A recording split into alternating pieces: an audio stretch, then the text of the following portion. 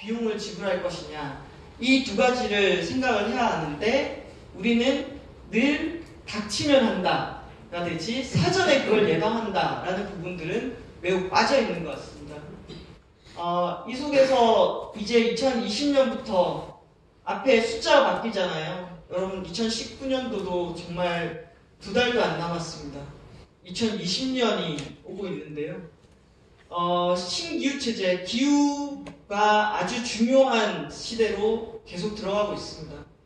그 속에서 이미 준비했던 나라들이 있습니다.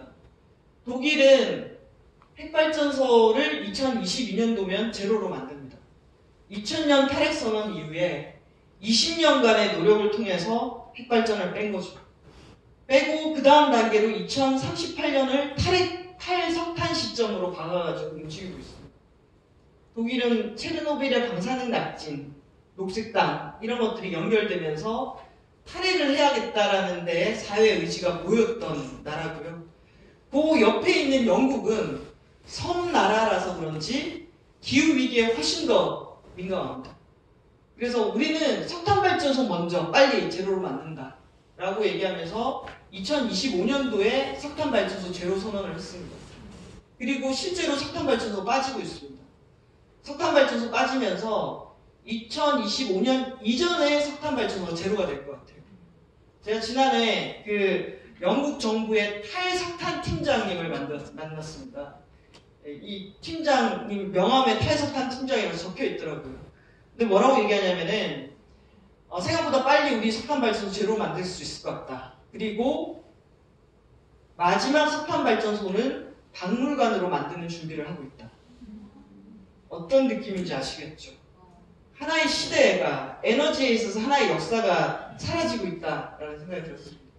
그리고 영국은 우리는 석탄발전소를 줄이기 위해서라면은 핵발전소도 건설할 수 있다라는 입장이었는데 그 사이에 해상풍력 발전이 엄청나게 단가가 떨어지고 경쟁력을 가지면서 동시에 핵발전은 계속 비용이 올라가면서 이 재생가능 에너지가 치고 올라가는 이 상황이 진행되다 보니까 영국의 핵발전소 건설도 계획이나 이렇게 했던 것보다 계속 딜레이가 되고 있는 상황입니다.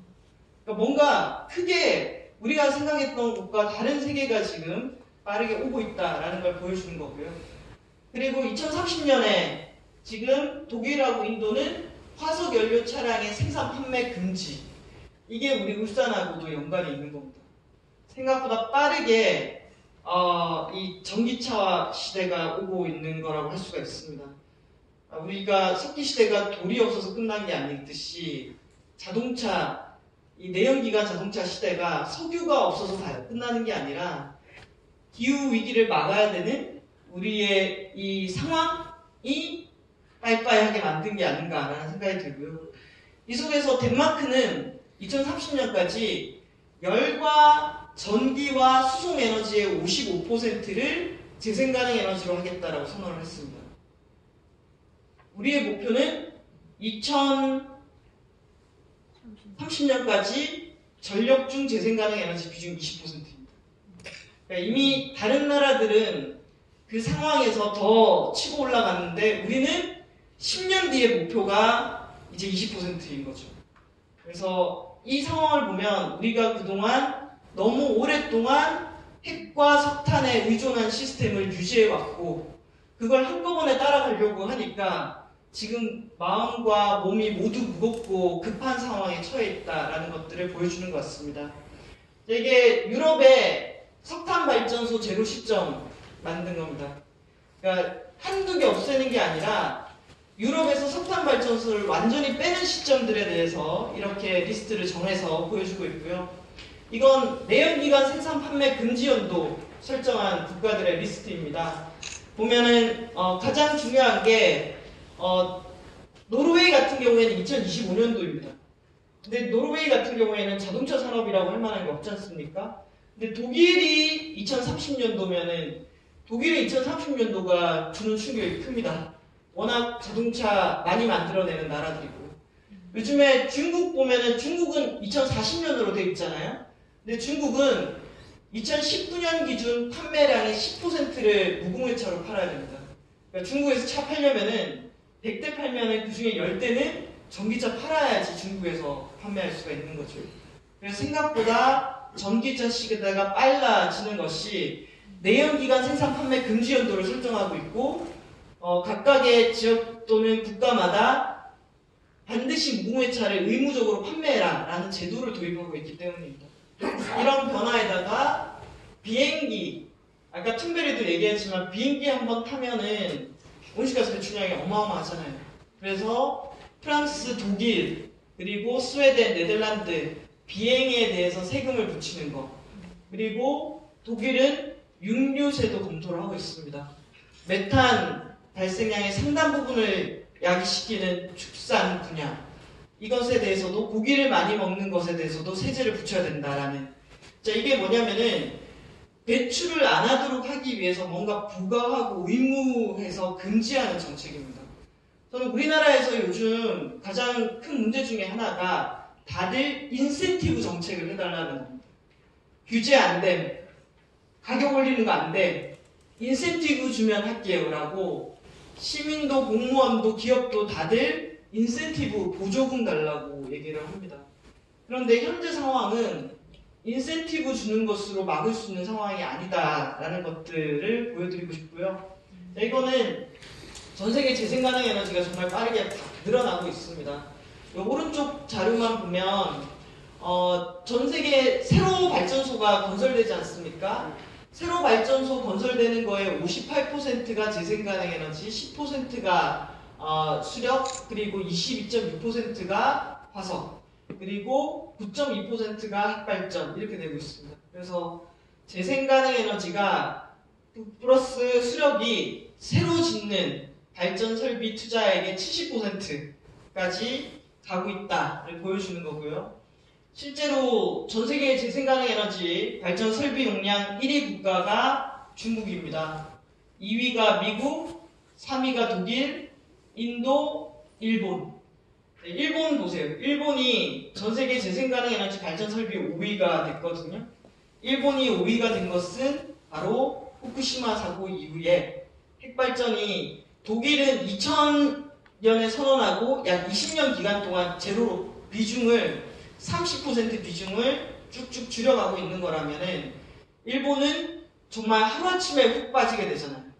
그 훅 빠지는 것을 절약과 효율, 그리고 재생가능 에너지, 그리고 화석에너지 이런 것들로 대체해 왔다는 것을 보여주고 있는 겁니다. 자, 이거는 제가 최근에 10월 달에 충남에서 탈석탄 컨퍼런스를 했거든요. 충남 우리나라 석탄발전소의 50%가 몰려있습니다. 그래서 석탄발전소 어떻게 빨리 줄일 것이냐 가지고 회의를 했는데 그 회의에 일본도 오고 미국도 오고 독일, 영국, 인도에서 왔습니다. 근데 하나같이 하는 얘기가 이전에는 우리가 탈석탄 운동을 열심히 했는데 이제 탈석탄 운동은 열심히 하지 않아도 저절로 가는 상황이 됐다. 왜? 태양광 폭력 가격이 너무 싸져서. 그래서 이 석탄발전소는 탄소세에다가 배출권 거래제 이런 거에다가 거기에 대기오염까지 들어가다 보니까 이 석탄발전소를 굴렸을 때의 적자라든지 비용이 너무 늘어난 구조이고 태양광 풍력 같은 경우에는 대규모로 공급이 되고 또 대량 생산과 기술이 이렇게 발달하면서 이미 가격 경쟁력을 갖췄다라는 거예요. 그래서 전반적으로 여기 나오는 지도에 한국은 없죠. 우리나라는 재생가능 에너지가 여전히 비싼 국가인 거죠. 그래서 우리가 그동안 재생가능 에너지 하면은 세 가지 안 되는 이유를 얘기했어요. 재생가능 에너지 비싸다, 우리는 설치할 땅이 없다, 아직 기술력이 안 된다. 우리가 그 생각만 하면서 핵발전소 짓고 석탄 짓는 사이에 세계는 기술을 만들고 시도를 하고 땅을 찾고 또 가격 경쟁력을 갖추기까지 변화한 거죠. 그래서 대표적으로 저도 2010년도에 이런 계산을 해봤습니다. 그때 당시에 풍력발전기 제일 크게 나왔던 게 2010년도 당시 2메가와트 정도 됐던 것 같아요. 그래서 자, 풍력 발전으로 핵발전을 대체한다라고 계산해 봤을 때 2메가와트 곱하기 1기가가 1000메가와트니까 500개를 꽂아야 되는구나. 500개 생각하니까 2메가와트 500개 꽂고 얘는 풍력은 또 가능성이 있으니까 조금 답답하긴 하다 이런 생각을 가졌었거든요. 그런데 최근에 지어지는 이 시도되는 풍력 발전기는 한 기가 12메가와트짜리가 나온 거예요. 그러니까 한 기가 에펠탑 정도의 규모가 되고 이건 이 정도 규모는 이제 해상에 꽂는 거죠. 12메가와트짜리를 핵발전 한 기를 대체한다 그러면은 몇 개 꽂으면 됩니까? 약 80개에서 90개 정도죠.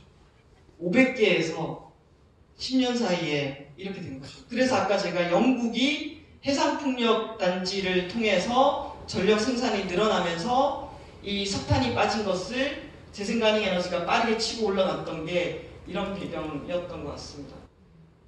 실제로 지난해 이제 제가 찍은 덴마크의 해상풍력 발전 단지인데요.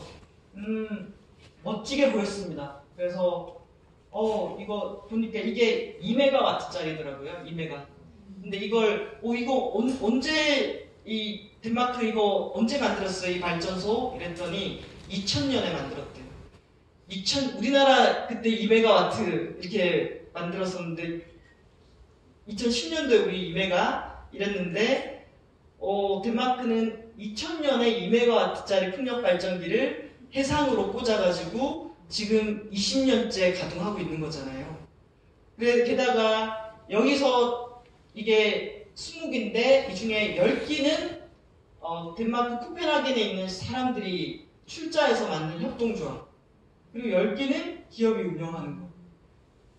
그런데 이제는 이 용량의 풍력 발전기 지으려면은 3개만 꽂으면 된다라는 거잖아요.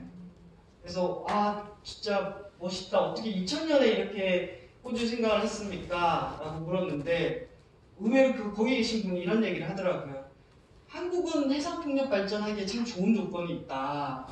한국이 물론 우리가 삼면이 바다인데 어떤 조건이 좋은 조건인가요? 라고 했더니 이 폴대 이건 한국에서 지금도 수출을 많이 한다고 합니다. 철강 진짜 잘 만들잖아요. 바다 깊숙이 딱 박아가지고. 그래서 이건 지금도 수출하는 거. 그리고 요거는 날개이고 발전인데 이건 선박 조선의 원리에서 또 연결될 수 있는 여지가 있는 거 아니냐. 그리고 여기 이때 또 얘기했던 게 우린 이것만 보면은 딱 요거 꽂고 요거 만드는 게 일자리를 창출한다 라고 생각하는데 이게 여기까지 꽂히기까지에는 이렇게 바다에 풍력 발전기를 꽂기 위한 배가 건조가 돼야 되고 그 설비가 있어야 되는 거고 운송이 돼야 되는 거고 파이낸싱이 돼야 되는 거고 그런 의미에 사실 딱 요 풍력 발전기만 아니라 이거와 연관된 산업과 일자리가 꽤 많다라는 이런 얘기들을 하더라고요. 그래서 그때 무슨 생각이 들었냐면은 정말 MB가 녹색 성장한다고 했을 때 그때 실제 이런 것들을 했더라면은 우리도 지금 재생가능 에너지를 할 때 훨씬 더 숨통이 트이지 않았을까. 우리가 그런 기반이 아예 없는 게 아니었을 텐데 약간 잃어버린 세월에 대한 안타까움 이런 생각이 저는 들었습니다. 그러면서 최근에 아리백이라고 떠오르고 있습니다. 그러니까 여러분이 알만한 이런 마크의 이 기업들이 이 기업을 운영할 때 100% 재생가능 에너지를 운영하겠다라고 선언을 하고 지키고 있습니다. 근데 이런 기업들이 지금은 약 200개에 육박하고 있습니다. 처음에 아리백 한다고 그랬을 때 저희도 그냥 밖에서 야 저거 다 IT 기업들이나 신발 만들거나 또는 월마트, 시티은행 전기 얼마 필요하겠어. 그러니까 전기 얼마 안 쓰는 기업들이 약간의 이미지와 기후변화에 대해서 발빠르게 대응한다라는 차원에서 아리백을 하지 않을까라고 했는데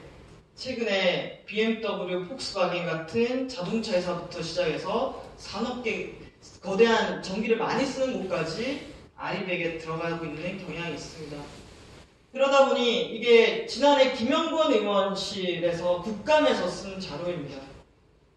실제로 다른 나라의 기업들이 아리백을 하면서 한국 기업들에게도 어떤 반응을 보이는지를 조사를 해봤더니 애플에서 SK 하이닉스에게 애플이 아리백을 했거든요.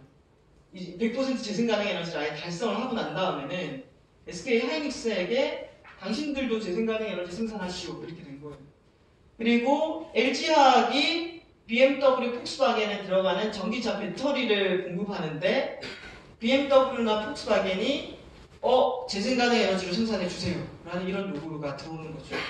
근데 현재 한국 시스템에서는 이런 기업들도 한전에서 전기를 구매하는 방식이라서 이 아리백을 맞춰줄 수 있는 요건이 제도상으로 안 돼요. 그래서 현재 이 국회에서 PPA 제도라고 이런 기업들이 직접 재생가능 에너지 발전사로부터 전기를 구매할 수 있게 하는 제도, 이런 것들을 만들어야 된다라는 제도 개선 사항이 논의가 되고 있고요. 독일이 재생가능 에너지 비중이 30% 넘어서 40%까지 올라가고 있는데, 이렇게 보면은 지역 생산, 지역 소비로 들어가고 있습니다.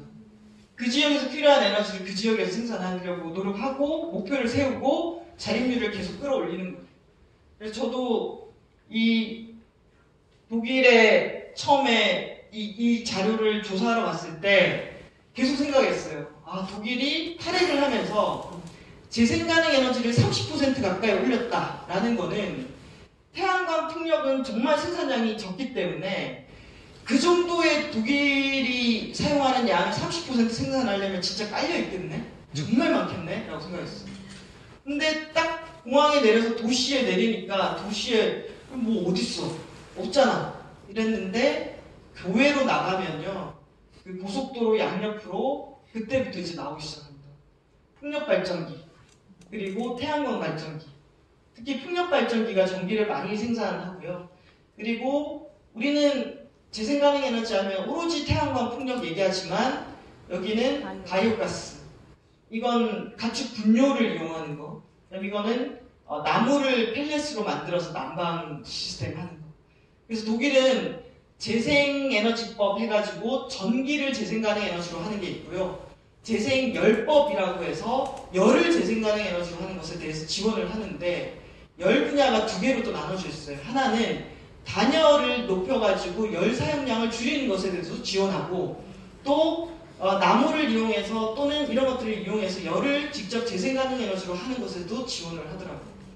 근데 독일이 왜 재생열법까지 만들게 됐냐면은 이 유럽 전역이 가스 공급을 러시아로부터 이렇게 받잖아요. 근데 한번 러시아랑 우크라이나랑 싸우면서 겨울에 유럽으로 가는 가스 파이프라인이 한번 잠긴 적이 있었어요. 그때 유럽 전역이 다 에너지를 외부에 의존하는 거는 이런 상황을 만들 수 있어. 특히 유럽과 러시아 사이는 안 좋잖아요.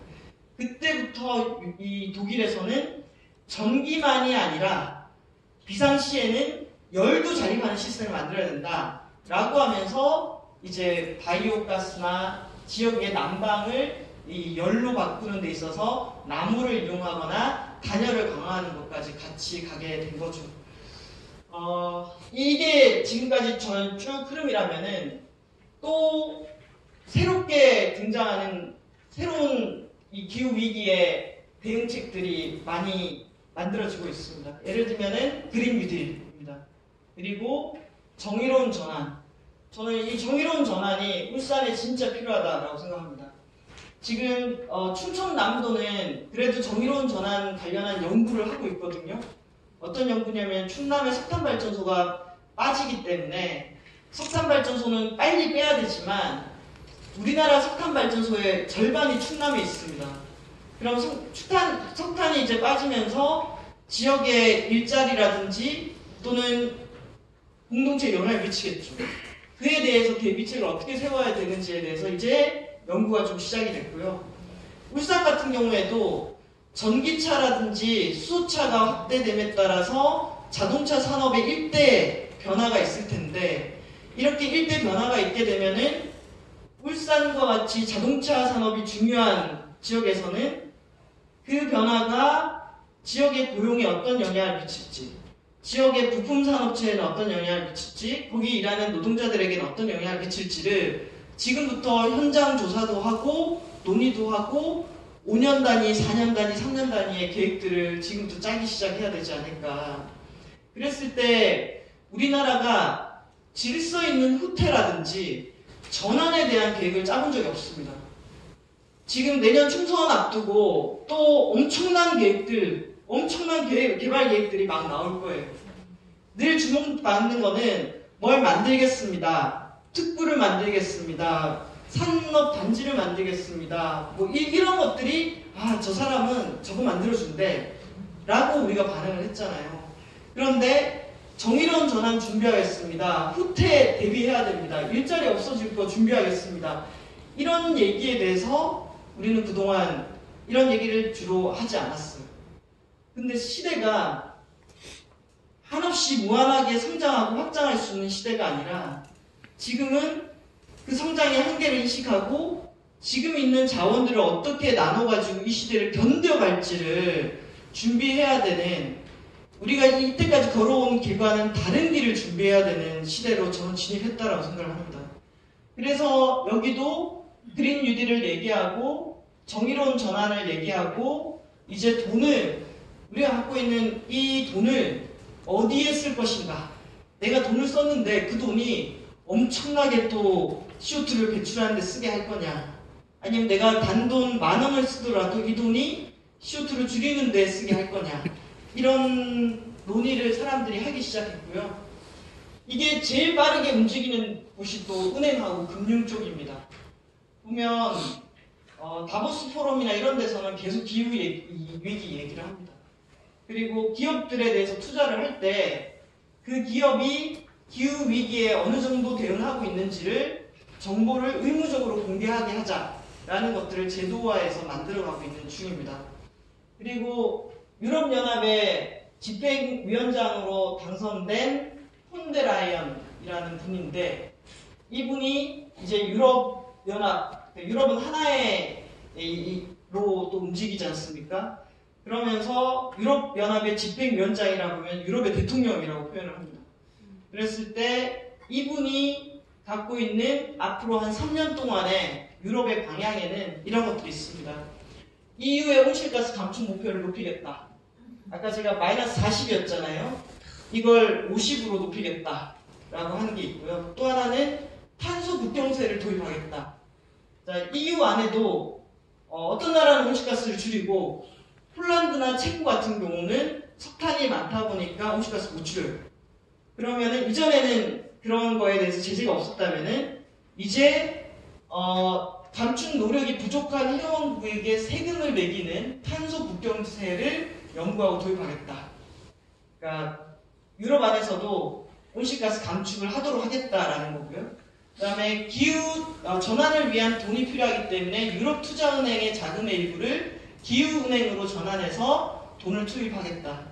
그 다음에 정의로운 전환 기금을 만들어서 석탄산업 관련 공동체를 포함해서 재생가능 에너지로 전환할 수 있는 안전장치를 만들겠다.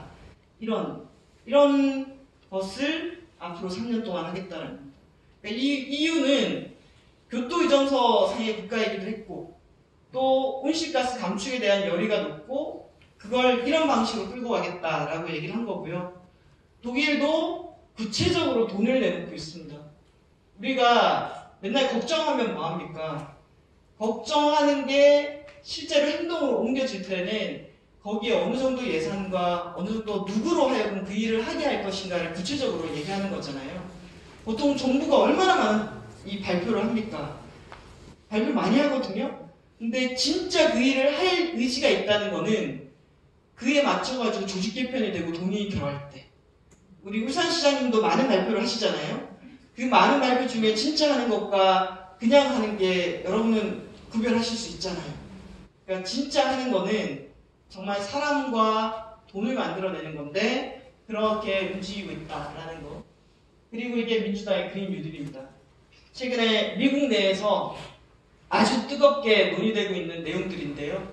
여기 보면은 별이 안에 여기 보면은 29살에 미국의 최연소 하원 의원, 심지어 10선 민주당 의원을 뉴욕시에서 이렇게 무찌르고 당선된 의원이 미국 정치에서 지금 트럼프 다음으로 가장 많은 트위터 팔로워 수를 거느리면서 핫한 인물로 떠올랐습니다. 물론 이게 그냥 된 건 아니더라고요. 약 2년 전부터 이런 정치 신인을 만들어서 미국 사회를 바꾸고자 하는 민주적 사회주의자 그룹의 활동들이 있었고, 그 그룹들이 젊고 또 새로운 대안을 가진 정치인을 발굴해내고 그 사람을 후보로 내세우면서 선거운동까지 뛰어가지고 10선 의원을 무찌르고 당선시키기까지의 아주 강한 이 사회적인 운동 또는 유권자 또는 직접적인 정치 운동이 바탕이 되면서 이런 사람들이 등장할 수 있었던 것 같습니다. 이 그린 뉴딜 결의안에 보면은 1.5도 특별 보고서로 시작하는 게 매우 의미가 있습니다. 그리고 뭘 얘기하냐면은 2050년 미국을 넷제로 사회로 만들어야 된다. 그리고 10년 안에 획기적으로 온실가스를 줄여야 된다. 그런데 이게 온실가스만 줄이는 일만 해서는 안 된다. 미국 내에 있는 불평등과 차별 문제를 같이 해결하지 않으면은 이 온실가스 줄이는 일도 못하게 될 거다. 라고 얘기하면서 이런 문장이 있습니다. 마치 우리가 세계대전을 준비하는 것 같은 태세로 그린 뉴딜을 하자. 그 그린 뉴딜을 하는데 목표는 공동체와 노동자들을 위해서 공정하고 정의로운 전환이 있어야 되고 그 속에서 탄소 중립, 온실가스 배출을 달성해야 된다. 일자리를 만들고 인프라와 산업에 투자하고 깨끗한 공기와 물, 건강한 식품, 지속가능한 환경 이런 것들을 위해서 그린 뉴딜을 해야 된다라고 얘기를 하고 있습니다. 그래서 제가 정리한 거는 이번에 미국에서 다시 돌아온 그린 뉴딜은 마치 한국에서 10년 전에 했던 저탄소 녹색 성장 같은 게 아니라 온실가스를 줄이는데 거기에 일자리를 만들고 사회적인 불평등을 같이 해결하기 위한 것들을 목표로 하는구나 라는 것들이 새로운 좀 키워드로 읽혔고요. 거기에 그럼 그거 어떻게 할래? 라고 하면서 14가지 인프라가 쭉 나옵니다. 이거 보면서 저는 좀 생각했던 게 저도 기후위기 막고 탈핵하려면은 에너지라고 얘기했잖아요. 그런데 이거는 에너지만 바꿔서 되는 게 아니라 미국 사회의 모든 인프라, 이 인프라들이 재난에 취약한 구조를 안전한 구조로 재구축하는 것, 그리고 에너지를 재생가능 에너지로 바꾸는 것, 미국에 있는 모든 건물들을 리모델링하는 것, 그래서 안전하게 하면서도 에너지를 덜 쓰는 건물로 만드는 것, 비행기가 아니라 철도 형태로 전환하는 것, 자동차를 덜 타고 다니는 것, 그리고 소농을 보호하는 것, 목장이나 농장주하고도 함께 협력해서 탄소 중립을 만들어가는 것, 그리고 미국에 그동안 엄청나게 버려졌던 사이트들을 깨끗하게 복원하는 것, 그리고 숲을 보호하는 것, 깨끗한 공기를 만드는 것, 이 모든 것들에 함께 같이 가야 된다라는 메시지였습니다. 그래서 에너지만 깨끗하게 바꾼다고 해서 기후변화 해결하는 거 아니다. 모든 인프라를 재구축하자라는 메시지를 담고 있고요. 여기가 이제 내년 11월이 미국 대선입니다. 여기에 유력한 후보들인데요. 여기에 최근에 뉴욕 시장이었던 블룸버그까지 가세했습니다. 블룸버그는 재산이 70조랍니다, 여러분. 재산이 70조인데 이분이 원래는 나는 이번에 대선 출마 안 하고 환경단체를 만들어서 미국의 석탄발전소를 다 없애는데 일조하겠다라고 했던 분이 다시 대선에 나오겠다고 해서 변수가 되고 있는데요. 여기 보면은 구체적으로 얼마의 돈을 쏟아서 에너지 인프라를 바꾸겠다.